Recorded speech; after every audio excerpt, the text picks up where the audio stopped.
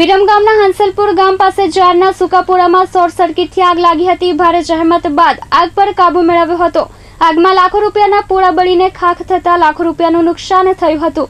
વિરમગામના હંસલપુર GIDC સામે રહેણાંક વિસ્તારની પાસે જારના પૂળામાં શોર્ટ સર્કિટના લીધે આગ લાગી હતી। આગ લાગવાથી આજુબાજુના વિસ્તારમાં ધુમાડાના ગોટે ગોટા ફેલાતા આજુબાજુના રહેણાંક વિસ્તારમાં અફરાતફરીનો માહોલ સર્જાયો હતો। ઘટનાની જાણ વિરમગામ નગરપાલિકાના ફાયર ફાઇટરને કરાતા ઘટના સ્થળે નગરપાલિકા અને વિરમગામ આઈઓસીના એમ કુલ 3 ફાયર ફાઇટરો આગને કાબૂમાં લેવા માટે કામે લાગી ગયા હતા। જો કે 3 કલાકની ભારે જહેમત બાદ આગ પર કાબુ મેળવાયો હતો। આગથી લાખો રૂપિયાના પૂળા બળીને ખાખ થતા લાખો રૂપિયાનું નુકસાન થવા પામ્યું છે। Piyush Gajjar, S24 news, Viramgam.